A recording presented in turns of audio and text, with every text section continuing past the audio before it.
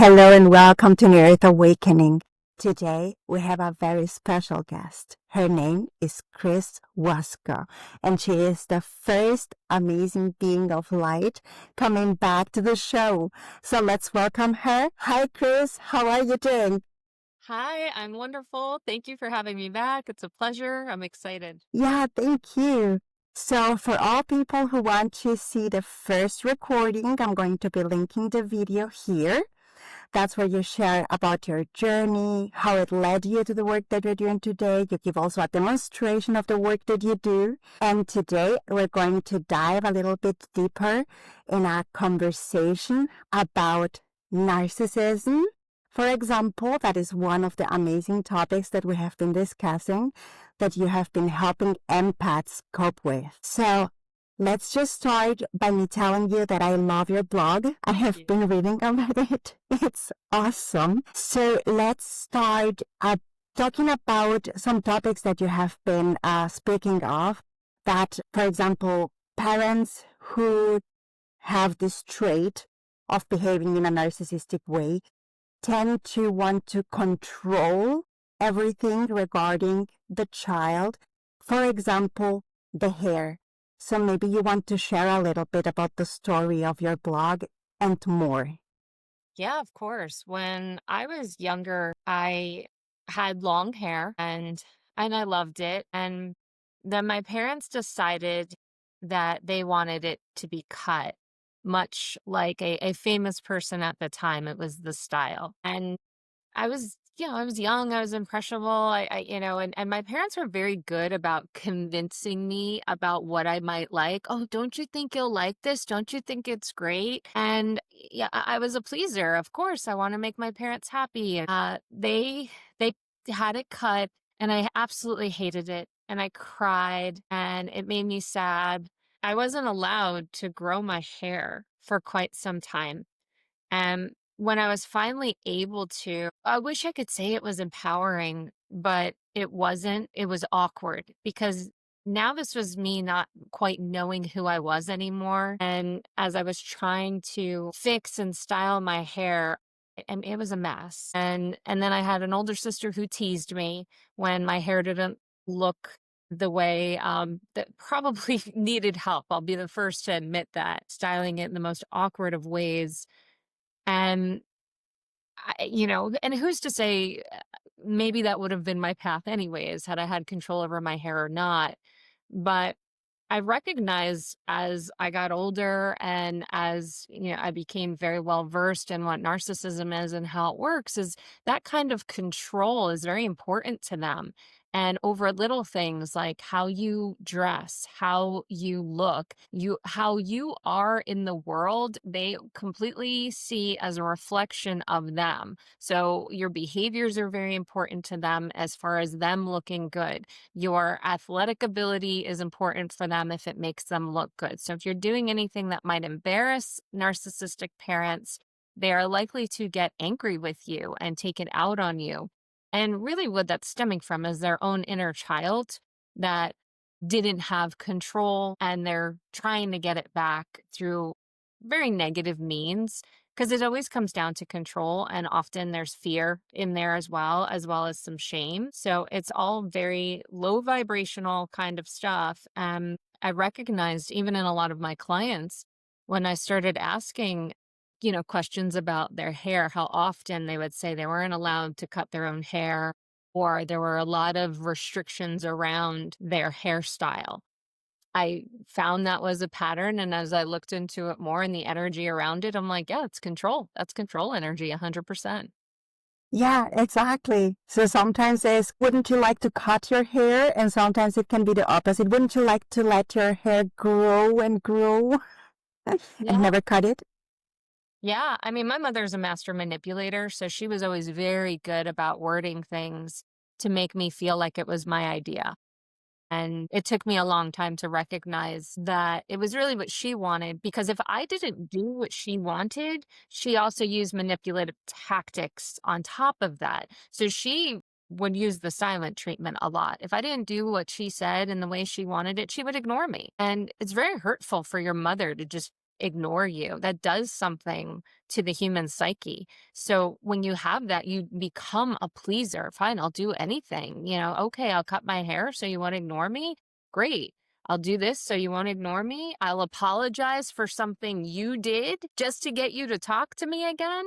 So I definitely became well versed in covert narcissism thanks to her. So let's dive a little bit deeper into what is covert narcissism. Well, I always talk about narcissism as a spectrum because when we talk about narcissism, we're usually talking about the overt narcissist, the grandiose narcissist. But a covert narcissist is someone who is, I would kind of put lesser on the scale because they don't tend to be violent like an overt narcissist can be. My dad was overt and incredibly violent. My mother, a little less so, but was also raised by an overt narcissist. She essentially married her father in many ways. But covert is essentially being very manipulative. It's quiet, it's controlling, it's emotional manipulation. As I said, the silent treatment is one of the main things they tend to use. Reverse psychology is a big thing for them. Using children against each other, if you've ever heard of the term triangulation.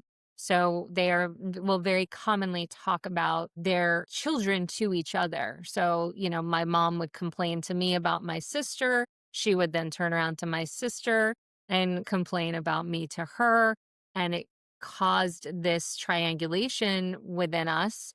And she would do the same with my brother as well. But my brother was the golden child. So she had a much different relationship and treated him much differently, whereas I was the scapegoat. And so, in any kind of narcissistic family, a covert parent will treat their children incredibly differently. An overt narcissist is a little more consistent in their treatment of their children, but a covert one, absolutely, you see the favorites. An overt one, you'll see the favorites in the sense of this is the child that makes me look the best. So that's when that tends to come out. Whereas a covert is one that makes them feel most important as a parent. So let's speak a little bit more about this triangulation system because there are different roles that need to be placed so that the triangulation can occur. And the person who is usually initiating the whole thing is the victim, So let's speak a little bit more about that, please. Yes, I love that you use the word victim because that's usually what the covert narcissism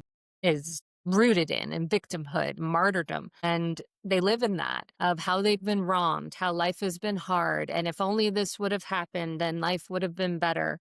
So often it comes out, especially for someone being raised by that, where you feel bad. You feel sorry for your mother. You feel sorry for your father if it's the father that's doing it. So you want to take care of them. You want to help them be happy. And you do that in a lot of ways in your own behaviors. And if you act in a way they don't like, you start to adapt into behaviors they will like in order to make them happy. So it's very controlling. And then the triangulation occurs because if you have a child that's upset you, instead of having a mature emotional reaction and talking to the child and talking through it, they instead play victim and complain to everyone who will listen about that child. How many people outside of our family knew about me without actually knowing me? But they had these preconceived notions about the type of person I was because of the stories my mother would tell, which was her version of the truth. And we all have our own versions of our own personal truths. But when it's coming from a place of victimhood, you're going to make the other person look pretty bad. And when it's a child, you're not taking responsibility for your own actions in a situation because as parents, we have responsibilities for that. So the triangulation becomes worse when you start to give your children these labels and then essentially assigning them these roles, and then everyone else goes into agreement with that. So I was absolutely considered the problem child of the family. My my two siblings. There was three of us. I was the middle child. If anyone was going to complain, it was going to be me.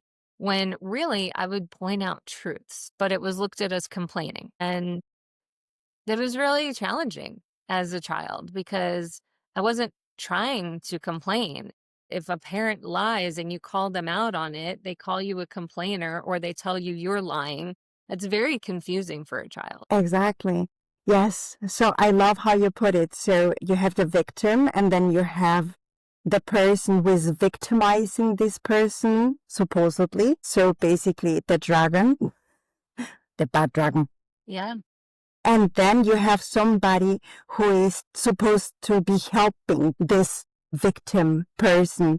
So you have somebody who they are trying to pull on their side, because we're talking here deep, low vibrational dualism, where there are sides, where there is no end situation, but this or that situation. So let's go a little bit deeper into how people are instrumentalized in order to take sides and to basically help this supposed victim.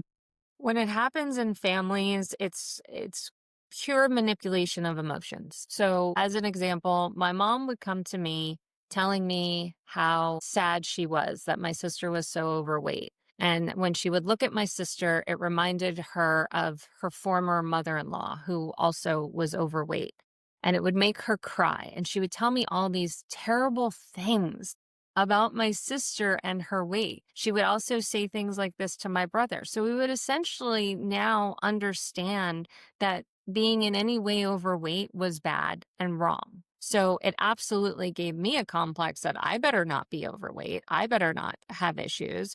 And then my brother would go as far to try to convince my sister to go on a diet as my dad would. So that was one form of how that emotion manipulates on so many levels to make me feel I had to be a certain way and behave a certain way, and then to look at my sister in a way that, oh, she, something's wrong with her. And then on the flip side, if my mother was complaining to my sister about me, it was about things I did. So I would get the complaints about my sister's looks, but my sister would get the complaints about my personality, essentially, and the things I did to wrong her, and the things that made parenting so difficult and life so difficult.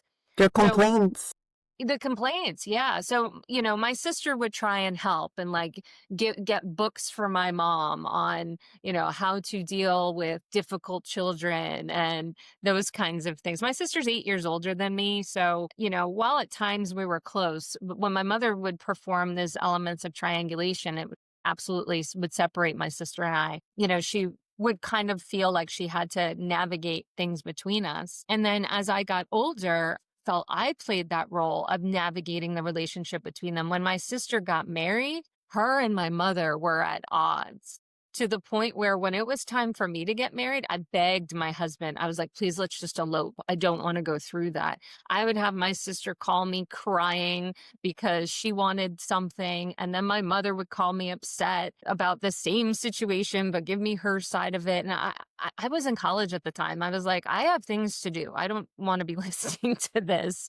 And I don't want to play mediator, because what was happening is my mother wasn't having the control she wanted, because it it was like she was living vicariously through her daughter. And I knew she was going to do that for me when it was my turn to get married. And please, please do not. I can't. I don't want to do this. But yeah, it's all for control. It is all 100% related to control.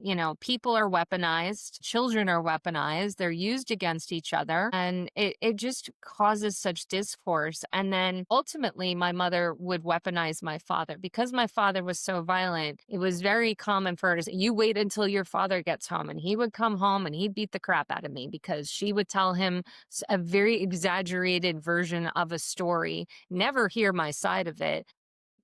And my parents were both raised with corporal punishment. They both went to Catholic school. They were both beaten in school and at home. So, what might have been termed as spanking was definitely more so than what one would credit as a okay spanking or an acceptable spanking. I use quotations for that one. I don't believe that helps anybody. I know a lot of people think otherwise, but having been raised by that, all it does is make you fear your parents. And while fear is very good for control, It absolutely has an underlying energy of betrayal. And that is why people come out of families like that never trusting anybody. You're supposed to trust the people that love you the most, but they're actually hurting you. How do you expect the world to treat you? But people often think they're preparing you for the world because the world is hard. But the best way to prepare a child for the world is to love them as much as you possibly can, to give them that stability, to know they always have a safety net at home. I love how you ended this sentence because, it's like trying to prepare children for a world. So, and now we know that perception is projection. So you project upon the world that it's bad. So you want to prepare them to be strong in a very bad world. Yes. Instead of preparing them to be loving, caring, passionate, so that they can have another perception of the world and therefore be the initiators of a change of a new earth. Yes, 100%. Love it, Chris. Be the change. You want to see change, you have to be it. Exactly. So, and you were already touching on this. I would love to speak with you also, not only about your own personal experience, but I'm sure you have seen this also a lot with all of your clients who have been grown up with narcissistic abuse in their lives, how that pattern is not finished once you go off to college and start your own life, however, but you keep on attracting these kind of behavioral patterns into your life through the relationships that you engage in, most likely your boyfriends, girlfriends, partners, etc. So please, can you tell us your perception on that? Yes, I could speak to this on so many levels. Yes, you essentially attract the similarity, like attracts like, but oftentimes when it comes to narcissism, if someone has a very narcissistic partner, they look at themselves like, am I that narcissistic? But it's really the wound that is attracting. So oftentimes it's the wounds that are attracting the like versus like. It's not necessarily the personality. So it doesn't mean you're behaving like that person. And that's where I think a lot of people get confused. So my husband and I, for example, we met in college. My parents are so far gone on the spectrum that we didn't quite see the tactics of his parents. But he and I share a lot of similar wounds of what it is to have narcissistic parents, what it is to when parents pin children against each other, choose a favorite child, and what that looks like. And in my wound of like attracts like, I was raised by parents that never made me feel loved. So I was married into a family where parents did not accept me at all. I was absolutely looked at as someone who was taking away their little boy and treated as such. My mother-in-law would say things for years about how she knew I was going to take him away, and she cried the first time she met me because she knew that. I mean, I was a 19-year-old kid. There was no reason for that kind of behavior. But because we ended up getting married, she just looked at it as she was right. So to treat me like that became acceptable to her. And my father-in-law too. My father-in-law actually within the past few years even said to me, that my husband was a fun-loving, happy kid until he met me. And I was very happy in that moment that I already having been so well versed on narcissism. And I really pointed out to him, I was like, you do understand that, your son and I met when we were 18. So you are still expecting him to be this version of himself, but you don't look at the fact that he's a man now and you're blaming me for the fact that he grew up. Narcissists don't like their children growing up because they don't have control over them anymore. So he and I had this shared wound and have healed so much together. And it hasn't been easy, but I believe we're one of the lucky ones because a lot of times people that are raised in these type of environments and they get into a relationship, a marriage, a partnership, it tends to be very painful, combative, and those relationships don't have a high probability of success. And while I say we're one of the lucky ones, it also is because we were willing to work at it and we were willing to let love guide us more than anything. And a lot of it too is really learning how to speak to each other. I know that sounds really simple, but it's very common in narcissistic language to say, you did this, you did that. It's very attack based.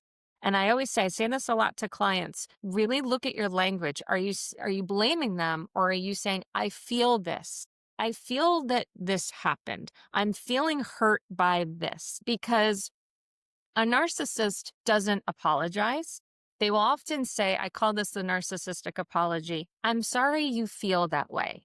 That is not an apology. We should never be apologizing for somebody else's feelings. We should apologize for having played a part in making them feel that way. I'm sorry I did that. I did not mean to. And then you work on that together. But because so many narcissists are stunted in their emotional growth, they really struggle to have those kind of conversations.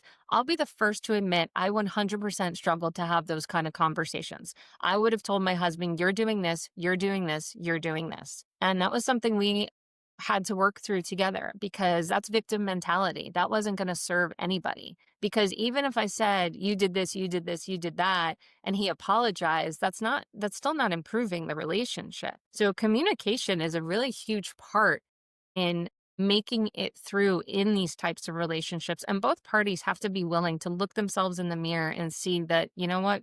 I know I'm not perfect, and I know I always have the ability to do better. I love how you say that. And yes, communication is so important. You know, what I say is also, like, I feel this way, this behavior, whatever it is, name it as it was, you know, as it happened. And then this, as well, this need that I have for fill in the blank, maybe security or something like that, felt a little bit disturbed by this behavior. So I'm feeling now a little bit scared or whatever. And what can we do, you know, to improve this so that this doesn't happen in the future or whatever, right?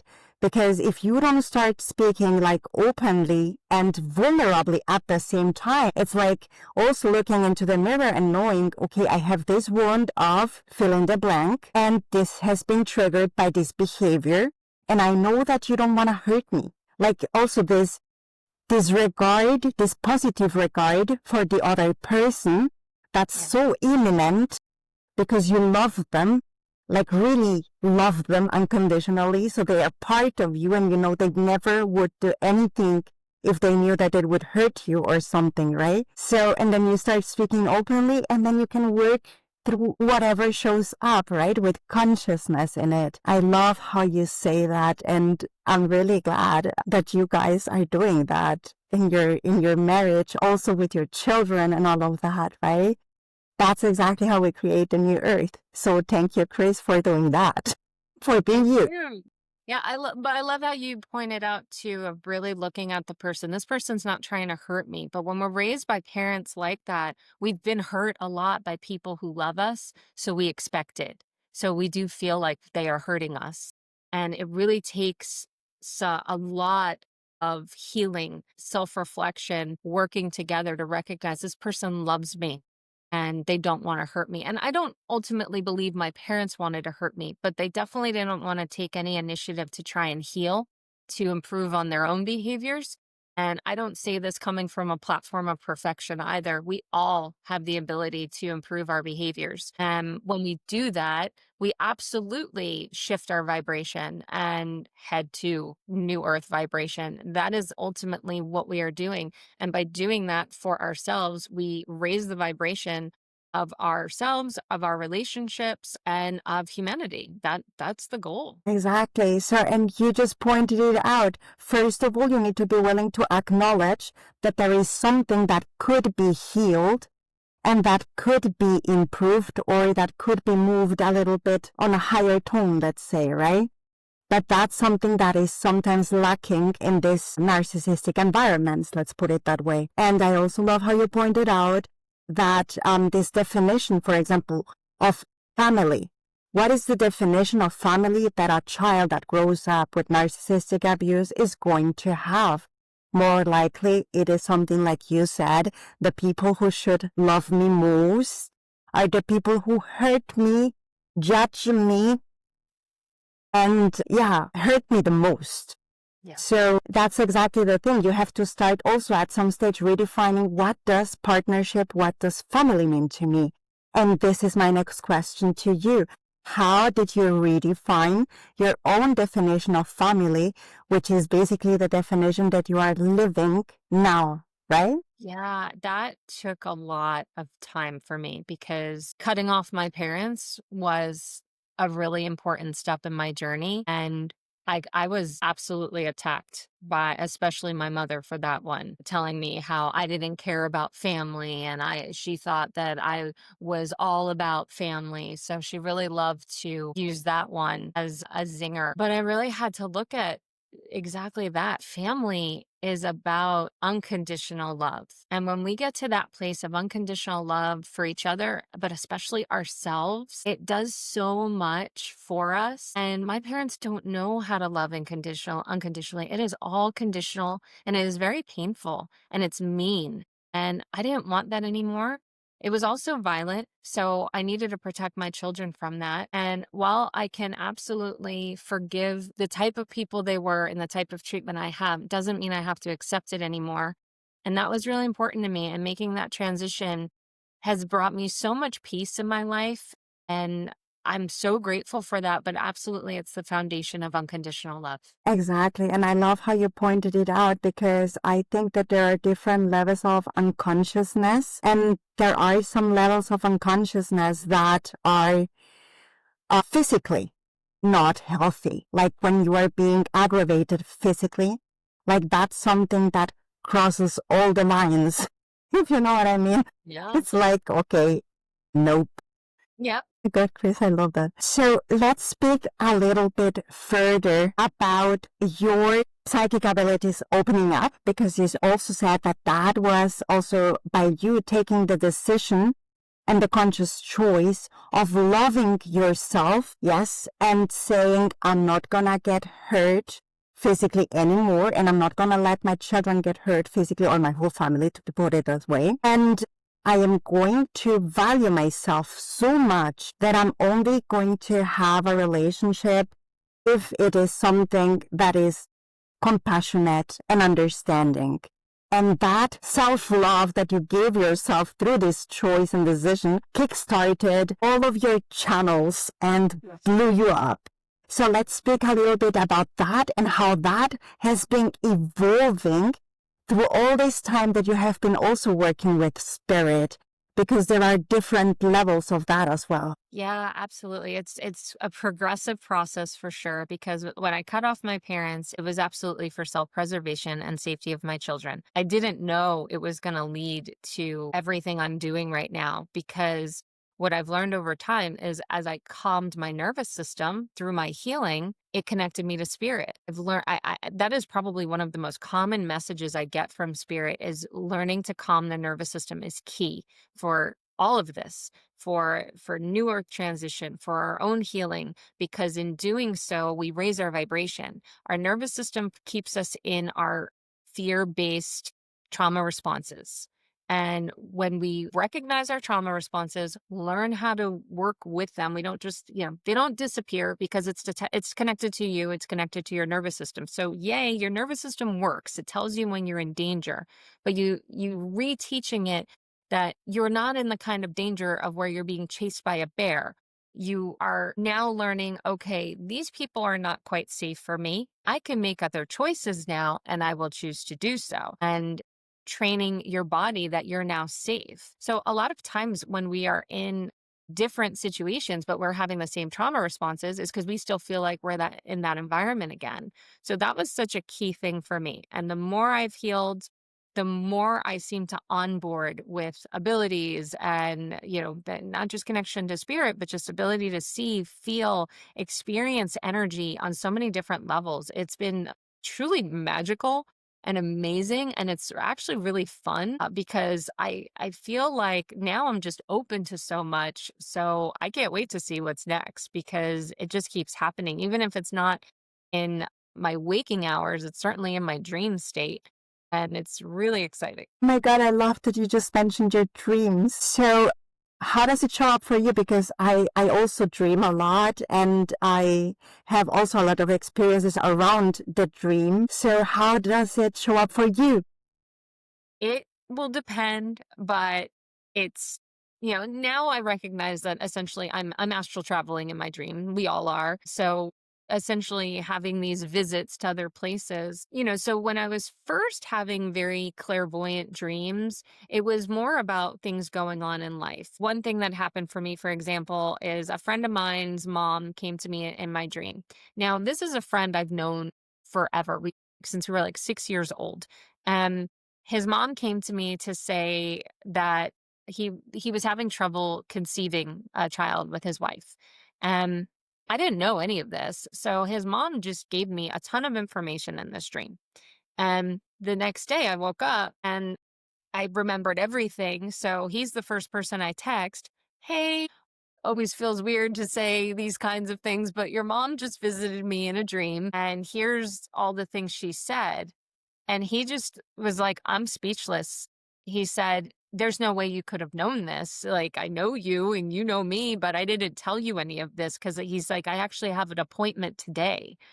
And I was even just as floored. So those were the kind of things that were happening in the beginning. I would just have like dream visits from people in spirit. I mean, and that still happens. I just have more now. So now I will have dreams where I am on spaceships with galactic beings and they're telling me things and giving me downloads and showing me experiences. And a lot of it will relate because I teach a lot and I'm teaching a lot of spiritual development. A lot of is, the kinds of things I'm meant to teach that helps people in their healing. So, like I said, a lot of the downloads I get is calm the nervous system. That if I could just kind of like wave this banner to everybody, calm your nervous system, it opens you up to so much. Awesome. So let's share one of the tools that you use regularly that help you to regulate. I would say the two that are really great are emotional freedom technique, EFT, also known as tapping, and breath work. Breath, I think, is one of the best things because when we really get to learn about our breath, when we're in any kind of trauma response, we don't breathe, at least not properly. We take very short breaths. So I didn't recognize for a lot of my life, I wasn't really filling my entire lungs as I breathed. And when you really are very intentional and really get those expansive chest belly type of breaths, you are not only connecting yourself to yourself, you're also connecting yourself to spirit, but you are also putting yourself in the present moment. You are never more in the present moment than when you are focused on that moment of breath. So it keeps you out of that past vibration and out of future vibration and keeps you in that present moment. So it keeps you in alignment with where you're meant to be. As humans, we're so programmed to replay memories of the past and then worry about aspects of the future, but breath pulls us right back in. And it takes time. I don't do like a structured breath work. Every once in a while I might use like a YouTube video, but for me, it's just very much about make sure I'm getting my solar plexus activated when I'm breathing because I'm so in tune with chakras that I will work with them to work with my breath. But before I ever connected with breath work, I was doing the EFT tapping because it was healing me on a cellular level, and that was very important when I was really responding. For example, I would get these I'll just call them interesting messages from my mother when I tried really hard to avoid her. I mean, I blocked her and she would still get through. She's a rather vindictive person. So while yes, it comes from acts of desperation, it was often very mean and even seemingly threatening in ways. So it would terrify me. I would go into a nervous system response. I would go into fight or flight. I would be very scared. What is she going to do to me? How is she going to try and hurt me? So I would find a tapping video on just relaxing to tell my body I'm safe. So that was really important for me in the beginning when my nervous system was still so activated. So if your nervous system is very activated like that, those are something you do. And I was doing it every day, like without fail. Even if I wasn't in like a constant response in the sense of like she wasn't calling me every day, but I just would feel tense. I would feel scared. I was ultimately scared. How is she going to try and hurt me? Is she going to try and take my kids from me? I was like all the imaginable things coming into my mind, but that was all based on my past. This is a woman who often hurt me and often weaponized my father to hurt me as well. So I was racing for it. That's what our nervous system has been trained to do. We brace for experiences of the past. So tapping helps us recognize we're safe in the present moment and we have the ability to make our future what we want. Thank you very much. Exactly. We have the ability to choose for ourselves. We have the power. You just have to take it back. Exactly. So, Chris, last time you were sharing about your first meeting a dragon.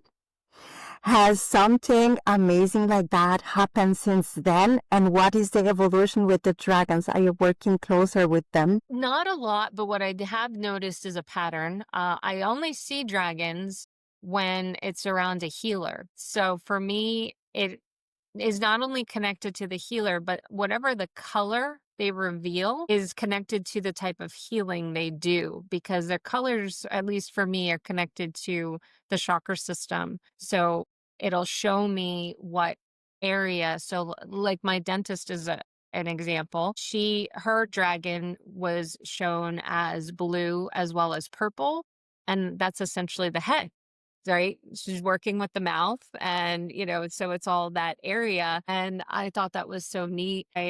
Another acupuncturist I am friendly with, when I saw his dragon, it was black with yellow, and black represents all the colors because, mix up all the colors, it makes black. And then yellow being the solar plexus. So he is a healer of like the entire body, but there's a lot of focus on personal power. So it's so interesting that I recognize that pattern, because at first I was just seeing them and I had no idea why I was seeing them. I also wouldn't look for them. I still don't look for them. I will just be in an environment with them that allows the dragon to step forward. And then now I know what they feel like when they show up. So as soon as I feel it, I'll just ask to see it, and then I'll see him in my mind's eye. So that's been really neat, but I haven't been doing like intense work with them. I'm not connecting with mine on a daily basis. I know there's people that do this, and I know there's probably something more to it for me, but for now, I'm just remaining open to it. I'm not seeking it out. I've been having a lot of dream visits from galactic beings, and that's been pretty incredible just to even see them, because they're huge for one, and they have the most amazing eyes. It's kind of incredible. And I will share one experience I had recently. This actually happened on my birthday, which was last week. I was at a farmer's market and I was with my family. It's what I wanted to do. I really enjoy this local farmer's market. So I was like, what do you want to do for your birthday? I want to go to the market. And it's not uncommon for us to kind of go and split our own ways. So at one point, I was walking with two of my kids, and a short distance in front of me, I see this man, and I see his auric field was revealed, not in terms of all color, but I just saw the outline, and there was no one in it. He was just walking, and he was by himself, and it seemed like no one was around him, even though we were in a busy space. And I got this whoosh of his energy, and it felt amazing. And he continued walking. I was almost like starstruck, and I turned around and I was staring. And one of my kids was like, "What's the matter?" Because I was just kind of frozen. And I said, "That man had the most incredible energy." I just didn't know how to describe it. I was, again, starstruck.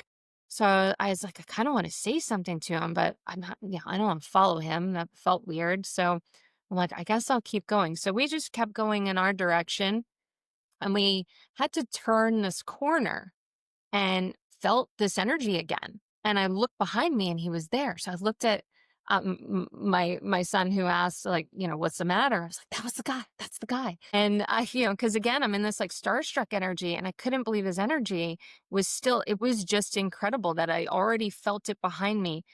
And we were kind of walking together, and I'm trying to get up the nerve to say something because I'm so connected to his energy. I felt it, and he stopped, and then I stopped, and I just looked at him and I said, you have the most amazing energy. And he smiled and said, thank you so much. Likewise. And now I feel like I have to say more because I've opened the door. And so I said, I don't know what you're doing, but I really hope it's out in the world. And he said, it is, just like yours is. And then he starts to walk away. And then he turns back to me and he says, what you're doing with your kids, keep doing because it's amazing. And then I had in my mind what I thought he meant. And then I felt this impression come through my mind where he was giving me the impression of what he actually meant. He showed me other things of essentially what he pulled from my energy. And I just said, oh, wow, yeah, thank you. And I got tears in my eyes. And he said, have a great day. And I was like, thank you, you too. And then he walked away and I wanted to follow him like a stalker because I was so uplifted by this man's energy. And it felt like a gift. And I had friends that were texting me throughout the day, and there was 3 different friends that I had shared this experience with. I said, I had the most incredible experience. It was absolutely a gift for my birthday. Each one of them asked me, do you think it was an angel? And I said, I don't know, but I kind of think it was with how we were linked vibrationally, how he was able to show me visions in my mind, how I felt the telepathic communication that I've never, to communicate with spirit, we have to communicate telepathically. So I know how to do this, but to have felt this together in this moment where we didn't have to say a lot, but we felt so much in this experience. But the way my vibration was so high because of it, it's why I wanted to follow him. I was telling my husband about it because when we finally met up, I told him, I was like, this man had the most incredible energy. And I told him about it. I said, it reminds me of when people talk about getting a drug hit and they just feel like they need that because it just does something and they feel so good. I said, but think of it just as an energy hit. It feels so good and you just want to exist in that and have more of it. And it just felt amazing. And I said, I know in some way this changed me because the download I received, I already have inspiration to write a book related to as far as what I'm meant to teach in regards to how I've raised my children. But it was very interesting that I had like kind of the human assumption, and then he showed me something completely different, but it was me in my life and what I've done for my kids. So and it wasn't a word I would have used either. So it was just probably one of the most incredible stories. And I don't think I'll ever see him again, but I'm so grateful. It was amazing. Wow. Thanks for sharing that. And now I'm totally looking forward reading your book. Thank you. Thank you. I have a couple coming. I know it. But yeah, that one I didn't expect. That one should be interesting. I don't know if I'm ready for that one quite yet because I feel like part of me needs to continue with what I'm doing with my children. If I feel guided to put it out there sooner than later, I certainly will. But it was quite an experience just to feel that kind of vibration. It's like when people talk about near-death experiences and they say they feel something they've never felt before and it feels amazing. That's what I felt. And just putting myself in that memory makes me feel that good again. Like my vibration automatically boosts. That's why I say it's a gift because I could keep tapping into it and feeling it. It's incredible. Wow. Awesome. So thank you, Angel. So now I want to ask you if you have any parting messages for the audience, something that they need to hear right now collectively. I will go back to what I have been receiving as the most repetitive message. Do what you can to calm and regulate your nervous system. You will change your life. You will, because it is going to connect you.